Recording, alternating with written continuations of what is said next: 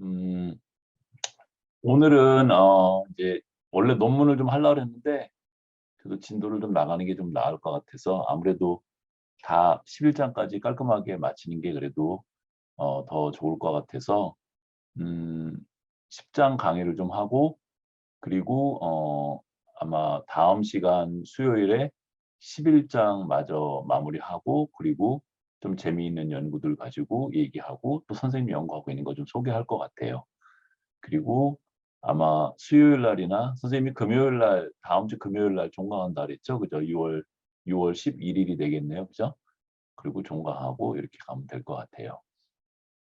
자, 오늘은 이제 여기 제목에 보이는 것처럼 동물의 장기 기억. 그러니까 동물을 가지고 이제 기억 실험을 많이 해요. 우리 심리학부에도 그 여기 최준식 교수님하고 조용상 교수님 그 연구실에서 주로 하는 게 동물을 대상으로 이런 기억 실험을 많이 하시죠. 그죠? 그러면 인간의 기억 문제를 다루는데 왜 동물의 그 기억 문제를 다뤄야 되냐? 이게 여러 가지 이유가 있어요. 첫 번째로 제일로 어, 블랙보드에 올려주실 수 있나요? PPT 안 올라가 있어? 블랙보드에? 지금 올렸어요. 어, 이나리 학생 거기 블랙보드에 지금 조금 전에 올렸다는데 다운받아서 보이나요?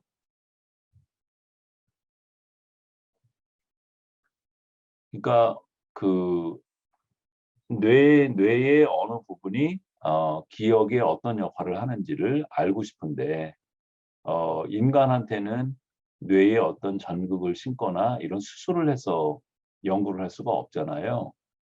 그러니까 MRI나 EEG로 뇌의 활동을 측정을 하더라도 걔는 어, 덜 직접적인 결과가 되죠. 더 직접적이고 인과적인 결과를 얻으려면 정말로 해당되는 뇌 영역에 뭐 손상을 입히거나 아니면 어떤 전극 같은 거를 심어서 진짜 내가 원하는 영역에서 음, 그런 종류의 어떤 그런 현상이 발견되는지 이런 걸 봐야 되는데 인간한테는 그렇게 할 수가 없으니까 윤리적으로 그게 가능하지 않으니까 동물을 대상으로 되게 이런 연구를 많이 하고요. 또 뇌의 어떤 그 조직이 조금 이따도 나올 건데 조직이 정말로 어떤 이런 장기 기억에 중요한 역할을 하는 거라면 유사한 그런 포유류 종류들은 다 그런 기능을 보여야 되잖아요. 그러면은 그 A라고 하는 영역이 뭐 기억 응고화에 결정적인 역할을 한다. 이런 어떤 주장을 더 강하게 할 수 있잖아요.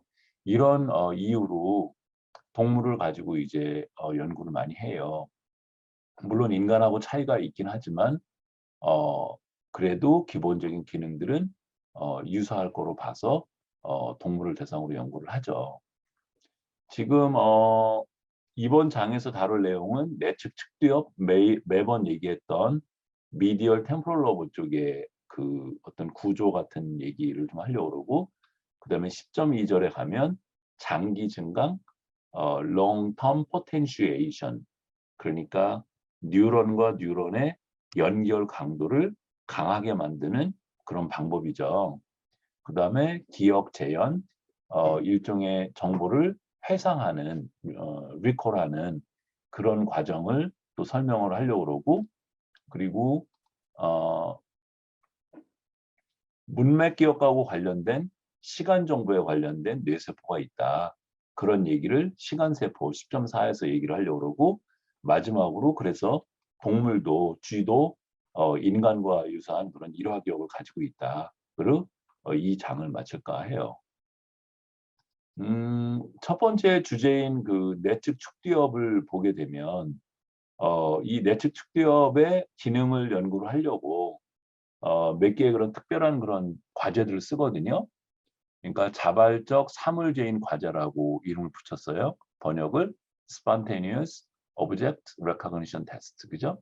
그러니까 이것도 2008년도에 발표가 됐으니까 이 과제 개발된 게 그렇게 오래된 게 아니죠. 그러니까 동물들은 인간처럼 말을 알아듣고 인간이 우리가 시키는 대로 어떤 반응을 하지 않거든요. 인간 같으면 여러분한테 예를 들어서 학습 시기에 50개의 단어를 1초에 한 번씩 하나씩 제시를 해주고 그런 다음에 뭐 예를 들어서 10분간의 딜레이가 있고 그 다음에 아까 들었던 50개 단어를 적어보세요. 타이핑해 보세요. 이렇게 하면 여러분이 그거에 따라서 할 거잖아요. 근데 동물은 그렇게 못한단 말이죠. 지시사항을 이해도 못하고 또 그 언어나 다른 반응으로 우리가 원하는 대로 반응을 못하잖아요. 그러니까는 다른 방법으로 측정을 해내야 되는데 그래서 생각해내는 방법이 지금 여기 자발적 사물제인 과제 같은 거예요. 얘도 크게 보면 세 개의 그런 단계로 구성되어 있는 거는 인간 기억 실험하고 좀 비슷해요. 샘플 페이즈라고 그랬는데 이 샘플 페이즈는 학습 시기예요. 여기 쥐가 있는데 쥐를 이 방에 지금 가둬놓고 그 방에 공이 있는 거를 보여줬죠. 그러니까 공하고 함께 있도록 학습을 시켰죠. 그리고 다른 방으로 옮겨요. 그게 지금 유지 지연 시기거든요. 그럼 다른 방에 예를 들어서 뭐 1초간 있었으면 이거는 워킹 메모리하고 관련된 지연이라고 볼 수 있고 다른 방에 뭐 10분 정도 가 있었으면 장기 기억을 위한 유지 지연식이라고 볼 수 있죠. 그죠? 그렇게 하고 그리고는 다시 얘를 원래 있던 방으로 데려오는 거예요. 근데 원래 있던 방에 자극이 아까 있었던 공 자극도 있고 처음 보는 자극도 있는 거예요. 그러면 이 쥐가 아까 샘플 학습 시기에 있었던 사물에 근접하는 정도하고 새로운 자극에 근접하는 정도를 그 빈도를 측정을 해서 이 쥐가 샘플 시기에 이러이러한 학습이 일어났는지 안 일어났는지 이런 거를 알아보는 방법이에요. 그죠? 좀 인간 실험하고는 좀 다르게 조금 복잡하죠. 그죠? 생각보다. 그런데 이 방법에 대해서 또 학자들이 이 분야의 학자들이 반론이 있었던 것 같아요. 그러니까 예를 들어서 쥐가 처음 있던 공 쪽으로 많이 접근을 했다 손 치면 그게 진짜 기억 때문에 그런 건지 아니면 familiarity 그러니까 아까 처음에 여러 번 봤기 때문에 친숙하게 느껴져서 덜 두렵고 이래서 얘가 자주 갈 수도 있잖아요. 그러니까 기억이라기보다는 기억 때문에 걔가 갔다기보다는 어 뭔가 친숙하고 덜 위협적이고 왜냐면 아까 처음에 봤을 때 걔가 그랬었으니까. 그래서 공 쪽으로 더 많이 근접을 했다. 이런 일이 있을 수 있잖아요. 그죠? 그런 이제 반론이 있었나 봐요. 나는 이쪽에 이제 동물 실험은 안 하니까 이쪽에 전문가는 아니라서 음, 페이퍼를 많이는 모르는데 아무튼 교과서에 그렇게 쓰여 있어요. 그래서 새로운 그 방법을 이제 생각해낸 게 어, delayed non-matching to sample task 지연된 비학습 자극 찾기 과제 이렇게 번역을 했는데 되게 어려워요. 그죠? 풀어서 쓰면 뭐 쉬운데 영어로 보는 게 더 쉽네요. 그죠? 번역된 것보다. 요런 방법을 찾아낸 거예요. 이 방법은 어떻게 하냐면 그 절차는 비슷해요. 샘플 학습 시기가 있고 유지 지연 시기가 있고 그다음에 사물 재인 검사 시기가 있는데 아까는 그 처음에 그 학습할 때 샘플 시기에 있었던 사물에 얼마나 더 많이 갔는지 이런 거를 측정하는 방법으로 기억을 알아보려고 했잖아요. 근데 지금 delayed non-matching to sample task에서는 그렇게 안 하고 아래 여기 설명이 있는 것처럼 이런 식으로 했어요. 이나리 학생이 여기 한번 읽어볼까요? 샘플 학습 시기에 여기부터. 이나리 학생이 마이크 켜고 한번 읽어볼까요? 샘플 학습 시기에 플러스 표시가 있는 카드를 경험하고 학습한다. 얼마간에 대개 몇 분 정도의 유지 지연 시기를 갖는다. 검사 시기에는 학습 시기에 보았던 카드로 덮인 사발과 사각형 표시가 그려진 카드로 덮인 사발, 즉 처음 보는 자극으로 덮인 사발이 제시된다. 처음 보는 그러니까 자극으로 학습할 때 봤던 거하고 처음 보는 모양의 카드로 덮인 두 개의 사발이 있는 거예요. 그리고 처음 보는 처음 보는 자극으로 덮인 사발에는 음식물이 안에 있고 학습 시기에 보았던 카드로 덮인 사발에는 음식물이 없다. 배고픈 쥐는 학습했던 것과 아닌 것을 잘 구분해야 음식물 보상을 얻을 수 있다. 학습했던 것과 아닌 것을 구분할 수 있는 것은 단기 기억에서 학습했던 것을 성공적으로 인출할 때에만 가능하다. 그리고 이런 구분은 새로운 자극을 찾아내는 것이라서 암묵 기억에 영향을 배제시킨 명료 기억의 일부인 단기 기억만의 효과다. 그죠? 그러니까 아까 여기 처음에 봤던 자발적 사물재인 과제하고 조금 다르죠, 그죠? 여기는 지금 포뮬레러티라고 얘기하는 거, 공을 더 많이 받기 때문에 공 쪽으로 더 많이 갔다라고 하는 거, 요런 종류의 설명도 가능한데 지금 여기서는 안 봤던 쪽을 가야 되니까 보았던 거하고 안 보았던 것들을 구분을 돼야 되고, 그러려면 보았던 거에 대한 기억이 있어야 되는 거잖아요, 그죠? 이날이 학생, 그죠? 그래서 더 나은 과제라고 볼 수 있어요. 요런 과제를 가지고 되게 이제 동물의 장기 기억 문제를 알아봐요. 그래서 이런 장기 기억에 뭐 영향을 주는 어떤 뇌가 해마인지, 해마 중에서도 뭐 예를 들어서 뭐 치상회인지 이런 데를 알아보려고 그러면 그 치상회에 전극을 이렇게 심어서, 그러니까 두개골을 절개하고 치상회에 단일 전극을 심어서 요런 종류의 일을 할 때 치상회에서 활동이 증가하거나 감소하는지 이런 걸 측정하는 방법도 있고, 또 손상례 연구 같은 경우에는 의심되는 치상의 영역을 약한 전류 같은 거를 가해서 손상을 시키는 거죠. 그죠? 망가뜨리고, 그리고 나서 이런 경우는 못 하겠죠. 만일에 치상회가 그런 중요한 역할을 하고 있었던 거라면 손상을 시키게 되면 요런 종류의 과제를 못 하겠죠. 그죠? 그런 식으로 이제 실험을 해서 A라고 하는 영역이 지금 내가 가설적으로 갖고 있는 그런 기억의 역할을 한다라고 이제 추론하는 거죠. 그래서 되게 이제 장기 기억이 우리가 계속 봤던 것처럼 내측 측두엽, 그러니까 해마만 얘기하는 게 아니고 해마하고 그 인근에 있는 측두엽에 있는 다른 영역들을 다 포함해서 일반적으로 주변 내후각 피질이나 해마 곁 이랑, 얘들은 해마가 아니고 해마의 인근에 있는 영역들인 거죠. 얘들을 포함해서 내측 측두엽이라고 모두 얘기를 해요. 그래서 여기 그림상으로 보면 주변 내후각 피질이나 해마 곁 이랑은 다른 조직인 거고, 지금 이 밑쪽에 있는 외측 내후각 피질, 내측 내후각 피질 구상의 치상에는 해마의 일부분이에요. 그래서 그림상으로 보면 하나의 자극이 들어오는 통로는 주변 내후각 피질로 들어오고, 다른 거는 해마 곁 이랑으로 들어오죠. 그런 다음에 해마 쪽으로 들어오게 되면 양쪽에서 온 정보가 모두 통합되는 그런 과정을 보여주고 있죠. 주변 내후각 피질로 오는 거는 여기 보이는 것처럼 주로 그림 자극 입력, 그러니까 항목이 들어오는 거예요. 내용이 주변 내후각 피질 쪽으로 와서 처리가 되고 있는 거고, 반면에 여긴 보면 공간 자극 입력 이렇게 돼 있네요. 그러니까 얘는 장소에 관련된, 어디에 관련된 정보가 해마 곁 이랑으로 들어오는 거죠. 그래서 인간 실험에서도 얘기를 여러 번 했었는데, 요 주변 내후각 피질은 내용을 지금 정보 처리하고 있고, 해마 곁 이랑은 환경, 문맥을 처리하는 거라고 그랬죠. 그죠? 그러니까 환경, 문맥은 되게 공간하고 시간 문제잖아요. 그죠? 공간은 어디에서 있는지에 관련된 거고, 그다음에 시간 정보는 언제에 관련된 거죠.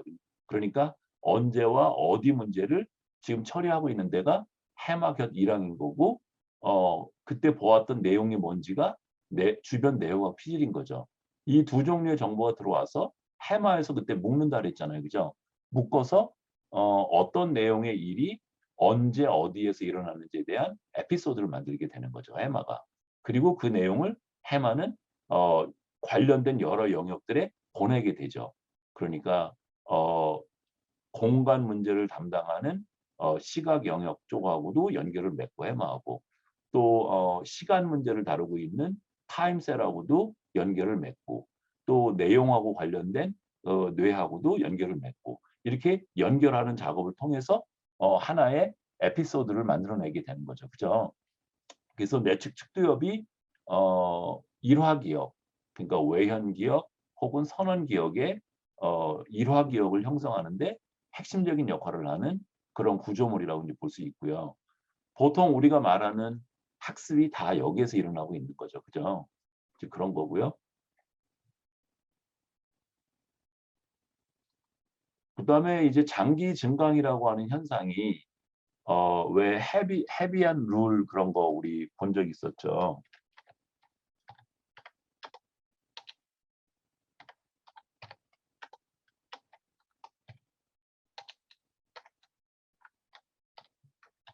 그러니까 이게 뭐냐면 A라고 하는 사건하고 B라고 하는 사건이 반복해서 연합해서 여러 번 제시될수록 둘 간의 커넥션이 둘 간의 연결이 강해진다는 거잖아요. 물론 강해지는데 그 강해지는 함수가 직선적인 함수가 될 수도 있고 연결이 그러니까 한 번 제시하고 두 번 제시하고 세 번 제시했을 때 그 연결의 강도가 세지는 게 거의 비율적으로 직선적인 증가가 될 수도 있고 뭐 아니면 파워 함수의 모양을 가질 수도 있고 여러 모양을 가질 수 있죠. 지금 이런 게 지금 인공지능 이런 데에 쓰이고 있는 뭐 딥러닝이나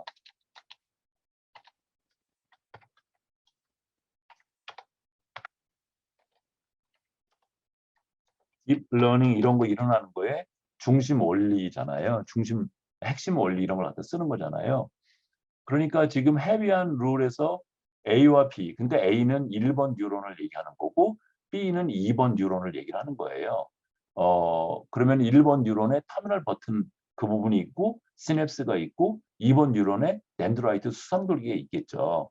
그 둘 간의 시냅스 내에서의 강도가 강해지는 거. 이제 그런 일이 일어나면 둘 간의 연결이 좀 생기는 거잖아요. A하고 B 간에 연합이 일어나는 거잖아요. 근데 거기서 일어나는 그 현상이 지금 장기 증강이라고 하는 그런 게 보이면 LTP라고 흔히 얘기를 하죠.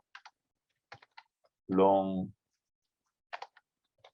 Term Potential 이런 식으로 그래서 약자만 해서 LTP 이렇게 얘기를 하죠. 전기 신호가 세진다는 거예요.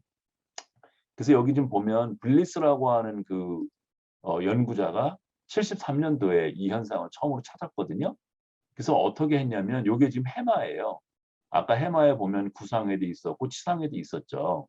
그러면 여기 주변후 내각 피질이나 이런 게 옆에 있겠죠. 그러면 해마의 관통로라고 하는 통해서 자극이 들어오게 되는데 해마 쪽으로.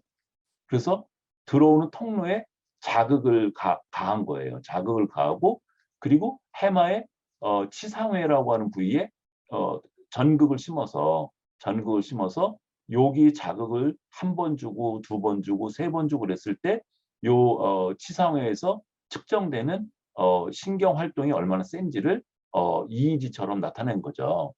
어, 그래서 보니까 여기서 자극을 여러 번 주게 되면 결국은 여기에 큰 신호가 생기더라.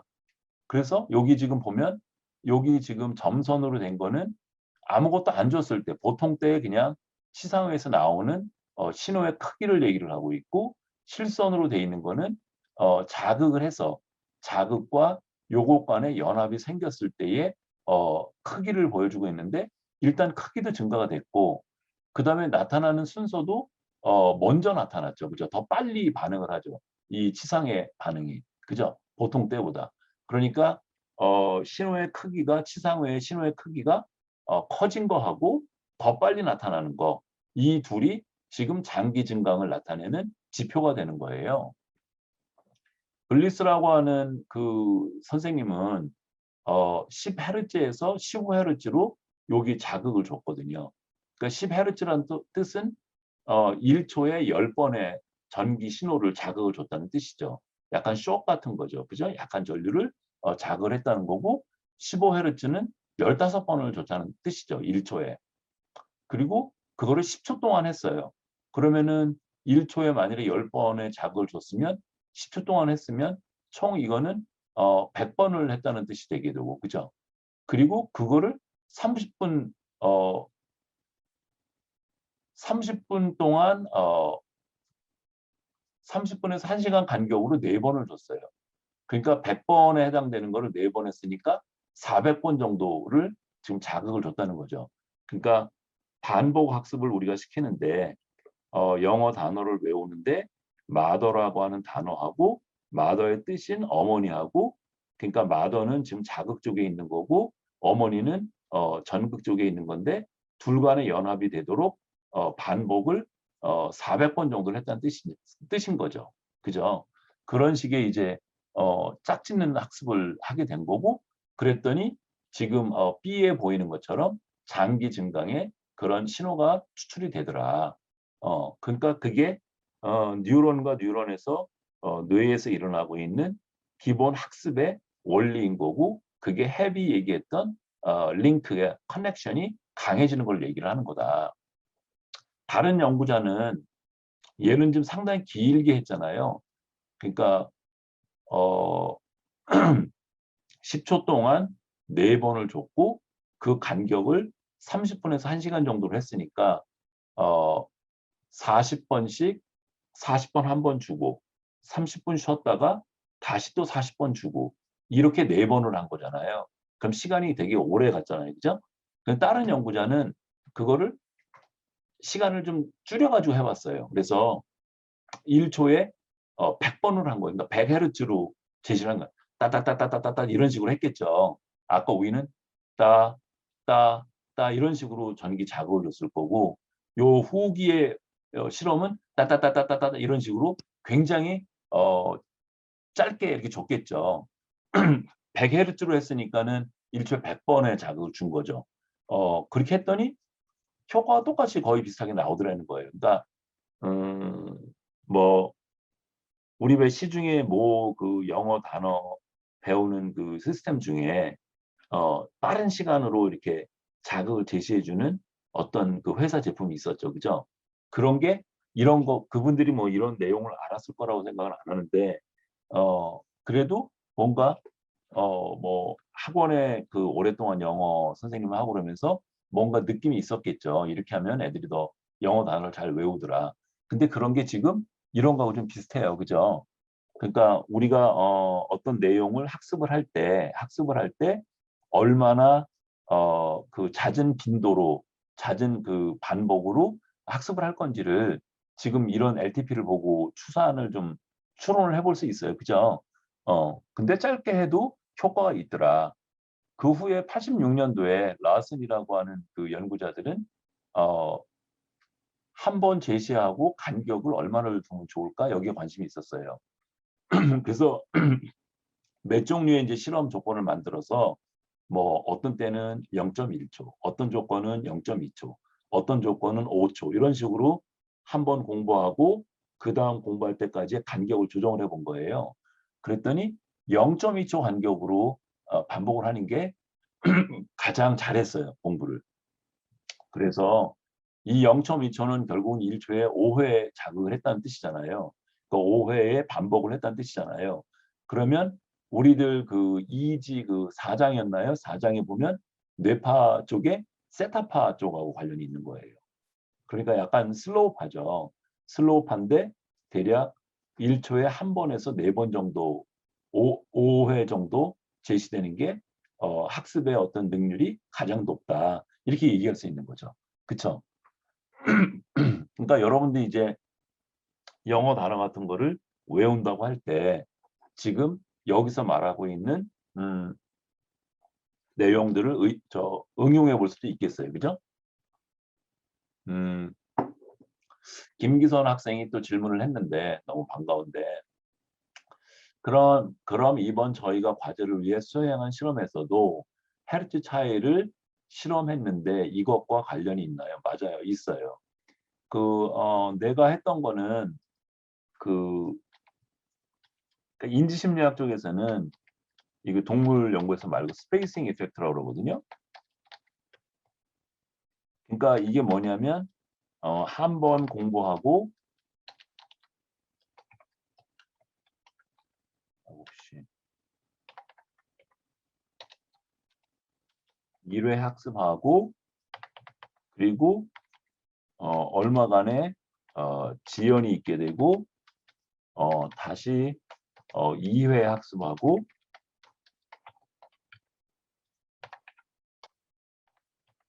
다시 어떤 지연이 있게 되고 그리고 또 3회 학습을 하고 이런 식으로 진행이 되고 맨 마지막에는 이제 검사를 하겠죠. 그러면 요 학습하는 시간도 문제가 되고 이게 30분을 할 건지 1시간 할 건지 그리고 1시간 공부하고 두 번째 공부할 때까지 지연을 얼마 둘 건지도 영향이 있어요. 그래서 어떤 시간 간격으로 하는 게 여러분 영어의 구를 외웠잖아요. 그죠? 구를 외우는데 가장 효과적인 그런 비율이 나타나는지. 그러니까 내가 말하는 비율이라고 하는 거는 지연 시간하고 얘를 학습 시간으로 나누면 비율이 나오겠죠. 그럼 위에 거 같은 경우에는 지금 0.2라고 지금 얘기를 했거든요. 이 비율이. 근데 이게 조금씩 달라요. 컴퓨터 코드 같은 거를 암기할 때 하고 영어 단어를 암기할 때 하고 영어의 구를 암기할 때 하고 이 비율이 좀 다르거든요.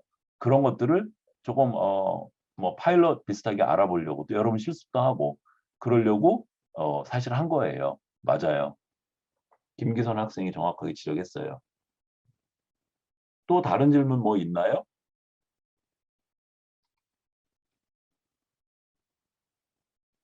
없나요? 뭐 그러고 그러면 이제 그 다음에 또 가보려고 해요. 대략 선생님이 한 11시 30분 정도까지 강의를 하고 그리고 한 15분 정도는 10장에 대한 퀴즈를 할 거예요. 그래서 잘 들으세요. 근데 여기 PPT 보면 벌써 문제가 있네, 그지? 맨 뒤에 보면 10장 퀴즈 그래서 장기 증가하고 기억 재현 설명하라고 얘기했네요. 그럼 그거 잘 들어야 되겠네, 그죠? 장기 증강은 그런 원리로 한 거예요. 그런 의미가 있고 그다음에 기억 재현은 결국은 그 해마 쪽에서 뇌 영역들에서 아까 학습했던 내용들을 다시 재반복하는 과정 이런 거를 기억 재현이라고 얘기를 해요. 우리는 되게 뭐 인출 훈련 같은 거죠. 일종의 인지심리학에서는 되게 인출 훈련이라고 얘기를 하죠. 1헤르츠보다 낮은 파형들 우리 지난 시간에 수면의 슬로우 웨이브 수면 얘기했었죠. non-REM 슬립의 3, 4단계 때 나오는 또 우리가 잠 막 들고 나서 잠 자기 초기에 잠 잘 때 초기에서 많이 나오는 슬로우 웨이브 거기 0.75헤르츠였었죠. 그죠? 그러니까 1헤르츠보다 1헤르츠 근처에 있는 그런 아주 느린 그런 파형들이죠. 이런 파형들이 우리 수면에서 봤던 것처럼 기억 응고에 굉장히 중요한 역할을 해요. 그러면 뇌에서 나오는 파형들이 여러 개가 있어요. 우리 그때 수면할 때 왜 시상하고 해마하고의 연결해서 나오는 파형도 있었고 또 해마에서 나오는 파형도 있었어요. 근데 해마에서 나오는 파형은 굉장히 고주파 파형이 나왔었죠. 200Hz의 뇌파, 흔히 Sharp Wave Ripple, 줄여서 SW알파 이렇게 얘기를 하는데 이놈이 굉장히 중요한 역할을 하는 것으로 알려져 있죠. 근데 그러면 이 느린 주파수하고 이 고주파하고 어떤 식의 그런 관련성이 있는 거냐. 이 느린 주파가 이렇게 품는 역할을 하는 거예요. 그러니까 뭐 느린 주파는 1초에 만일 한 번이면 0.5초 때에 이렇게 올라갔다. 아니죠. 0.5초가 아니라 4분의 1초 때에 가장 큰 높이를 그렸다가 그다음에 0.75초 지점에서 가장 밑으로 내려갔다가 1초가 되는 지점에 다시 0으로 돌아오는 거죠. 그죠? 그러니까 파형이 이런 식의 왜 사인파, 물결파처럼 그런 느림파가 나오는 거죠. 그러면 다른 뇌에서 나오는 고주파 성분들이 뭐가 있는데 그 고주파 성분들은 200Hz면 1초에 200번을 움직이는 거니까 빠바바바바 움직이겠죠. 그러면 그 아까 0.25초 때에 가장 높이 올라간 때 혹은 가장 낮게 내려가던 0.75대에 그 200Hz짜리도 높이 올라갈 때하고 낮은 때가 있겠죠. 그죠? 그러면 그 두 개가 만나는 거 200Hz짜리하고 0.1Hz짜리의 높고 낮은 게 만나는 그 시간대가 있을 거잖아요. 그죠? 지점이 있을 거잖아요. 그죠? 그게 만나게 되면 에너지가 더 커지겠죠. 뇌파의 에너지가. 전체 에너지가. 그러면 그게 그래서 결국은 그런 거를 동기화된다고 얘기를 해요. 그러니까 200Hz가 1초에 200번이니까 0.25초 때에 가장 높이 올라가는 파형 그 성분하고 200Hz의 성분 중에 지금 1Hz의 높은 거하고 둘이 만나게 되면 에너지가 가장 높은 거로 되겠죠. 그죠? 그럼 뇌파가 큰 게 나오는 게 되는 거죠. 그러면 그게 지금 동기화되는 거고 두 헤르츠가 다른 두 개의 파형이 지금 함께 합쳐지는 효과가 나오는 거죠. 만일에 그게 한쪽은 올라가고 한쪽은 내려가고 그러면 서로 상쇄가 돼서 0이 될 거잖아요. 그죠? 그럼 뇌파가 아주 작거나 영향력이 적겠죠. 근데 뭔가 합쳐져 가지고 혹은 그래서 무지 세지거나 무지 약해지면 걔가 이제 뇌에 어떤 영역에 영향을 주고 또 서로 상호작용하는 거라고 얘기를 할 수 있는데 그런 식으로 그런 거를 페이즈 락킹이라고도 얘기를 해요.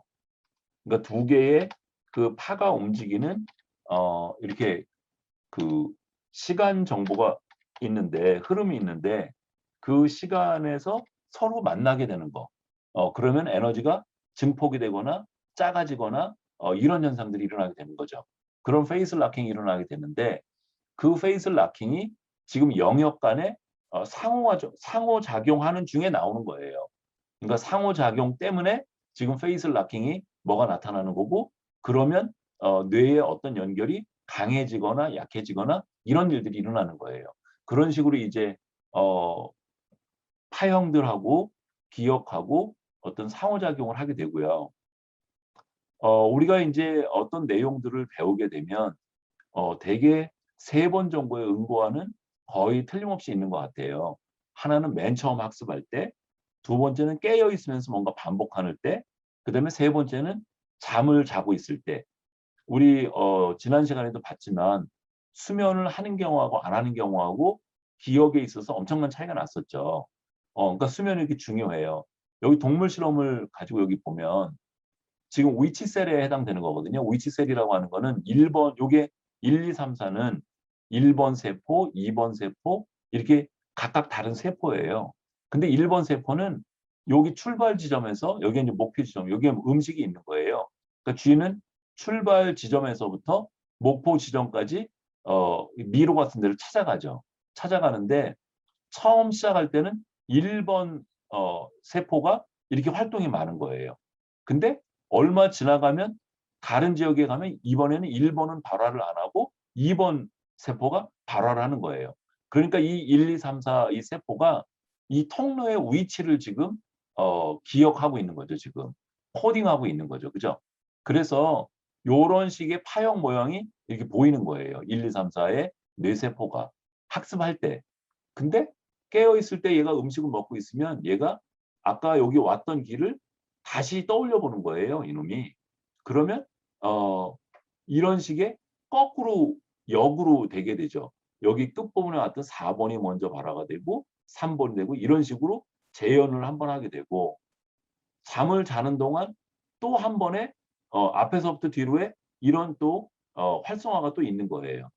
그러니까 지금 이 얘기는 뭐냐면 아까 그 문맥이라고 하는 게 환경이라고 하는 게 위치하고 시간 문제였었는데 위치 정보를 지금 1, 3, 4번의 뇌세포가 지금 이런 식으로 발화를 하면서 그 패턴을 만들고 그 패턴이 요 공간 정보를 지금 기억하고 있게 되는 거죠.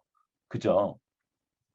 그래서 지금 첫 번째 시기는 학습할 때 요런 처음으로 요런 순서 정보 같은 게 만들어지고 깨어 있을 때 다시 거꾸로 재반복하는 그런 훈련이 있게 되고 잠잘 때 한 번 더 하고 그래서 3번 정도의 응고화 과정이 지금 일어나고 있는 거예요. 당연히 뭐 우리는 깨어 있을 때도 한 번만 하지는 않죠. 여러 번 더 하겠죠. 여러분이 이제 아마 다다음 주면 기말고사 볼 텐데 기말고사 그 준비하려고 그러면 내용을 한 번만 공부하지는 않잖아요. 여러 번 공부하잖아요. 그러면 결국은 재현 과정이 한 번이 아니라 여러 번 있게 되는 거죠. 여러 번 있게 되면 이런 시퀀스가 여러 번 반복이 되니까 아까 헵 선생님이 얘기했던 것처럼 각각의 어떤 단위들끼리의 연결이 강화가 되고 그 강화가 되는 게 결국 응고화로 남는 거죠. 기억이 더 증강이 되는 거죠. 해마하고 우리가 아는 게 전전두엽, 그다음에 감각 영역. 만일에 손동작 같은 거였으면 당연히 운동 영역이었겠죠. 눈으로 지금 뭐 자극을 봤으니까 얘는 시각 영역인데 감각 영역, 두정력. 여기가 기억의 대표적인 그런 역할을 하는 데잖아요. 그죠? 아까 그 왜 우리 그 1장에서 처음에 보면 감각, 재활성화, 가설 뭐 이런 거 얘기를 하면서 전전두엽, 두정력, 해마 얘들은 기억의 컨트롤을 하는 부분이라고 얘기를 하고 있고 그다음에 내용 정보는 그 정보 받은 곳 그러니까 눈으로 봤으면 시각 피질, 귀로 들었으면 청각 피질 거기에 내용 정보가 저장이 돼 있다 그랬죠. 그죠? 그죠? 그런 식으로 돼 있다 그랬는데 동물에서도 마찬가지로 지금 해마하고 이런 영역들이 연결이 돼서 아까 장기 증가 같은 그런 파형들을 보인다는 거죠. 우리들 인간 학습 이런 거로 이제 이런 결과를 응용을 해보면 이게 지금 떠올리는 과정이거든요. 그러니까 책을 다시 보고 공부하는 게 아니고 읽었던 내용을 떠올려서 재반복하는 과정을 좀 하고 있는 거거든요. 그러니까 리콜을 해서 어, 아까 공부했던 내용을 재현해 보는 걸 한다는 거예요. 그러니까 지금 요런 거의 원리를 생각해 보면 탐색 시기를 한 번 더 가보고 2번 가고 3번 가고보다 탐색 시기 왔던 거 읽었던 내용을 떠올려 보고 다듬어 보고 다시 떠올려 보고 다듬어 보고가 훨씬 더 좋다. 이런 원리에 더 맞는다. 지금 이런 얘기에 해당되는 거예요. 근데 여러분도 그러니까 다른 공부들을 할 때에 이제 기억 심리학을 배웠으니까 공부해야 되는 내용을 반복적으로 하는 것도 반복적으로 읽고 이해하고 기억하는 것도 좋겠지만 한 번 공부한 것을 떠올리고 검토해보고 검토라는 게 사실은 맞고 틀리고 검사하는 거죠. 검토해보고 다시 또 떠올려보고 다시 또 검토해보고 이런 식으로 하는 게 더 효율성이 높다. 이제 이런 얘기고요. 지금 그래서 여기 기억 재현에 관련된 거는 1, 2, 3, 4가 오이치를 지금 나타내고 있는 거예요. 그러면은 어디였겠어요? 아까 오이치니까는 여기 해마결이랑 여기겠죠. 지금 환경 정보 만들고 있는 그런 셀들의 역할이었겠죠. 그런 거고 그 다음은 시간세포예요. 시간세포는 언제 일어났는지를 기억하는 세포인 거예요. 그러니까 뇌에 참 신기해요. 그러니까 어, 오이치가 어디인지를 기억하는 뇌세포도 있고 어떤 일이 언제 일어났는지를 기록하고 있는 뇌파도 있다는 거잖아요. 그죠? 지금 여기에 나온 거는 거의 자발적으로 나온다고 봐야 되는 거죠. 맞아요. 근데 만일에 수면을 안 하게 되면 자발적으로 할 수 있는 이게 한 번이 없는 거죠. 결정적인 게. 맞아요. 자발적으로 일어나는 거예요. 음, 답이 됐나요? 그다음에 그 아이켄바움 아마 독일 분인 것 같아요. 이름을 보면 인간 피험자 데이터하고 동물 실험 데이터를 한 게 있는데 해마의 어떤 부분이 그 시간 정보하고 관련된 거를 기록하고 있는 것 같다는 거예요. 그러니까 해마가 다 망가진 게 아니고 해마 중에 일부분이 망가졌는데 그런 환자한테 요거 설명하고서 또 얘기할게요. 신발, 그릇, 해머 이런 식으로 단어를 제시해주고 학습을 시켰어요. 그런 다음에 검사할 때는 아까 신발 나왔었나요? 해머 나왔었나요? 이런 걸 물은 거예요. 이거는 항목 기억이죠. 그죠? 그 다음에 두 번째는 신발이라고 하는 단어가 해머보다 먼저 나왔었나요? 뒤에 나왔었나요? 이건 시간 정보잖아요. 근데 그 해머가 나왔었는지는 맞추는데, 그러니까 옳게 기억을 해내는데 해마가 사과보다 먼저 나왔는지 나중에 나왔는지는 기억해내지 못하는 환자가 발견이 되는 거예요. 그럼 이 얘기는 뭐냐면 어, 내용 정보를 기억하고 있는 해마하고 그 시간 정보를 순서 정보를 저장하고 있는 해마의 영역이 분리된다는 뜻이잖아요. 그죠? 그런 거를 지금 아이켄바움이라고 연구자가 2014년에 발표를 했어요. 여기 이제 우리 이나리 학생이 질문한 거를 이제 답을 해보면 그럼 수면을 해서 반복해 떠올리는 게 좋은 거? 당연하죠. 그래서 왜 지난 시간에 그래서 왜 네이처에 나왔던 그 논문에 0.75Hz로 그 non REM 슬립의 3, 4단계의 외부에서 0.75Hz의 그 전기 신호로 자극을 하는 경우가 그렇지 않은 경우보다 월등히 기억이 좋아지는 거 봤잖아요.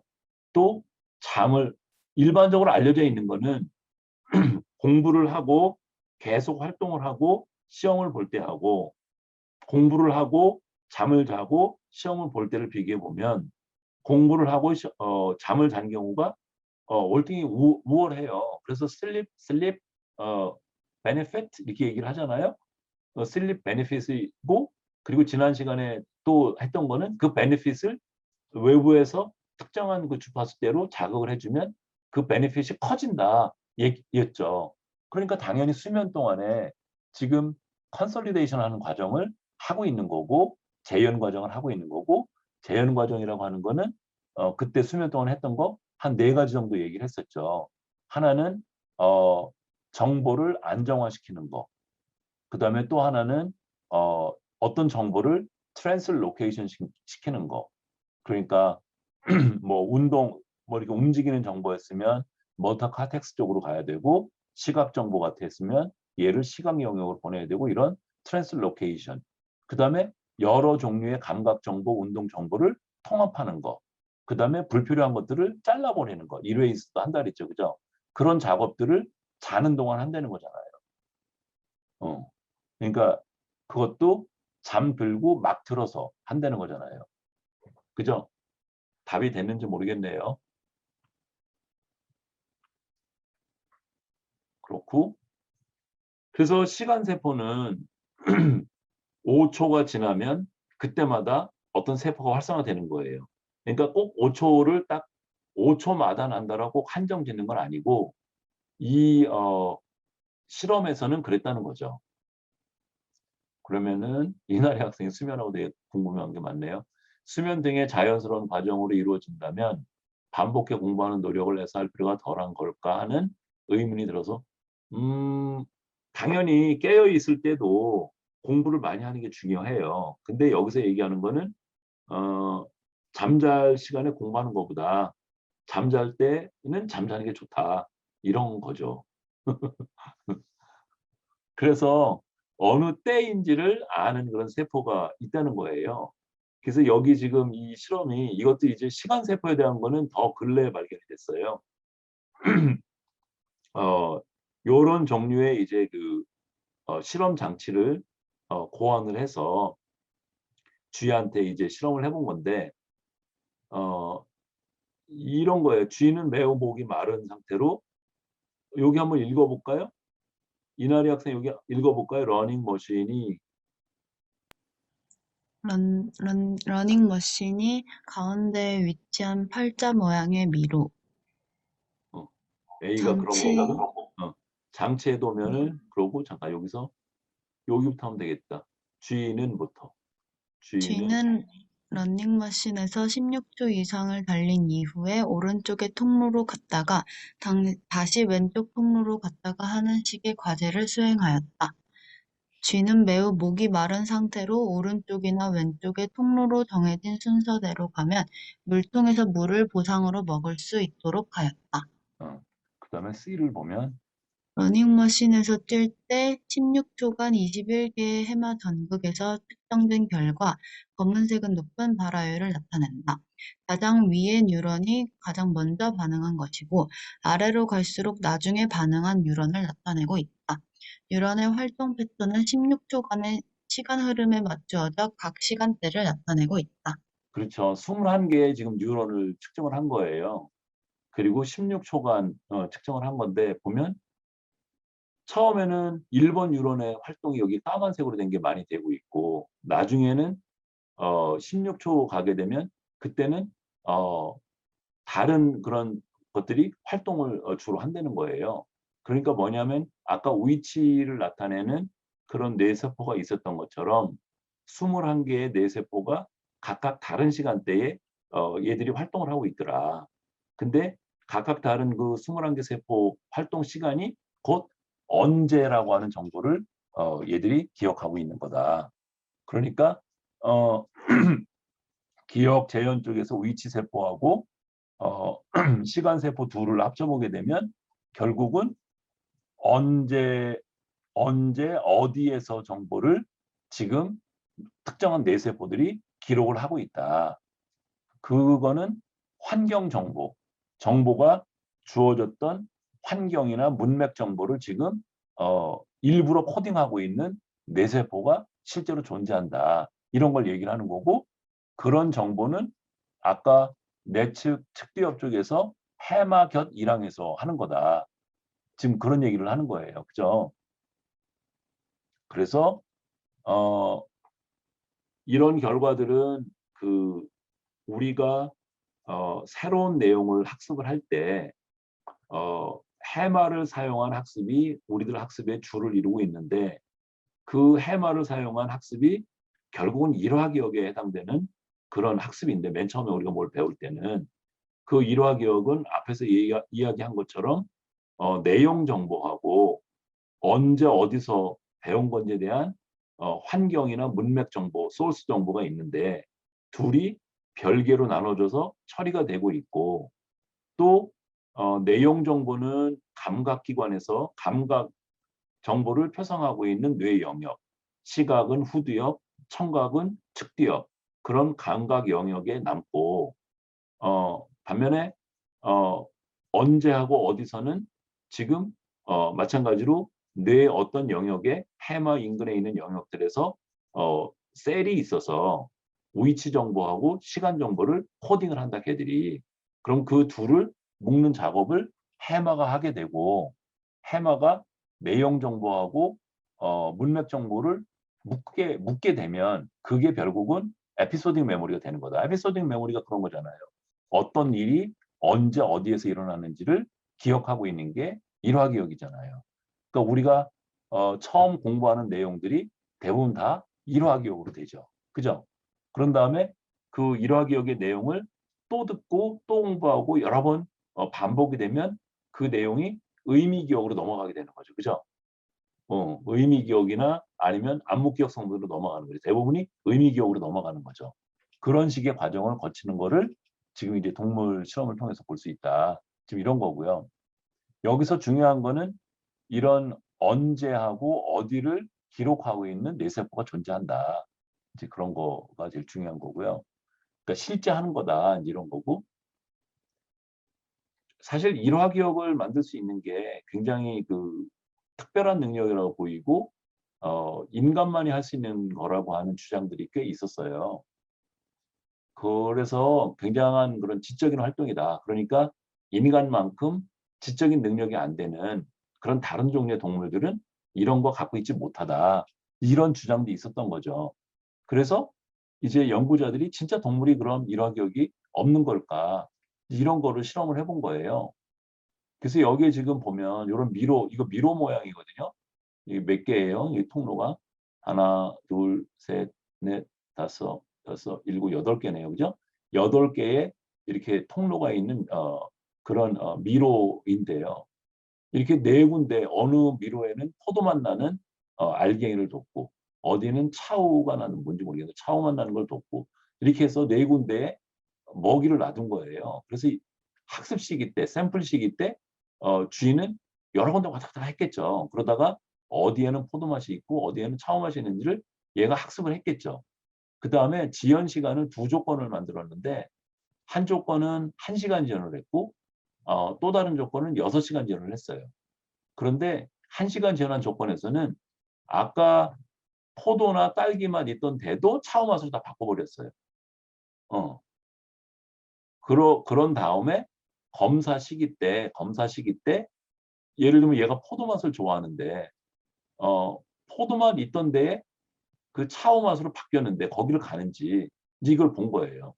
그리고 6시간 했을 때는 차오 맛은 그러니까 원래 처음에 있던 위치는 그대로 지켜두고 그러니까 포도 맛이나 딸기나 차오 그대로 두고 없던 그런 곳에 차오 맛만 둔 거예요.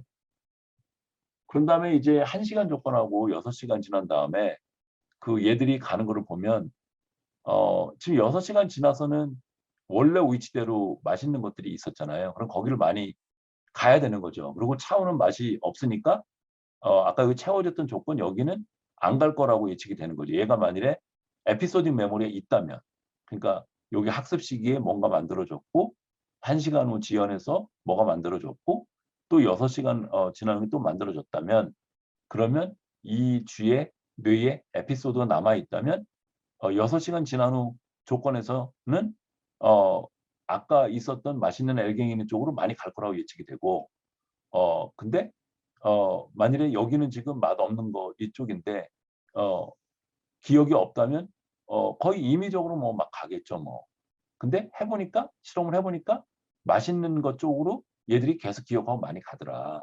그러니까 그 얘기는 중간중간에 어떤 변화가 있더라도 얘는 변화된 것도 알고 초기 것도 다 기억을 하고 있는 그런 그러니까 언제 어디에 정보하고 어디에 정보 언제 정보를 모두 갖고 있는 그런 에피소딕 메모리의 현상이 여기 보인다. 좀 이런 거예요. 심지어는 여기 1시간 지연 후나 6시간 지연할 때 차오를 먹으면 배에 주사가 어떤 약물 같은 걸 여기 묻혀 놔 가지고 배가 아프게 한 거예요. 그럼 얘가 배 아픈 데는 절대로 안 가요 그다음에. 이런 걸 봐도 얘가 동물도 에피소딕 메모리를 만든다. 이런 거를 보여주는 거고요. 그러니까 인간만 있는 그런 그 현상은 아니다. 이제 이런 게 결론이에요. 그래서 10장을 정리를 해 보게 되면 동물 연구를 통해서 그 LTP라고 하는 거 그러니까 뉴런과 뉴런이 연결되는 강화되는 기본 원리를 LTP라고 하는 현상으로 찾아낸 거고 그게 학습의 가장 그 마이크로한 수준에서 일어나는 변화라고 볼 수 있고 그다음에 문맥 부분하고 내용 부분을 뇌가 따로따로 처리하고 있다는 거고 걔를 다 모으는 작업을 해마가 한다는 거고 그리고 문맥 정보를 만드는데 가장 핵심적인 위치 정보하고 시간 정보를 직접적으로 코딩하고 있는 뇌 조직이 실제한다를 지금 보여준 거죠. 그죠? 혹시 질문 있으세요? 이제 퀴즈 하려고 그래요.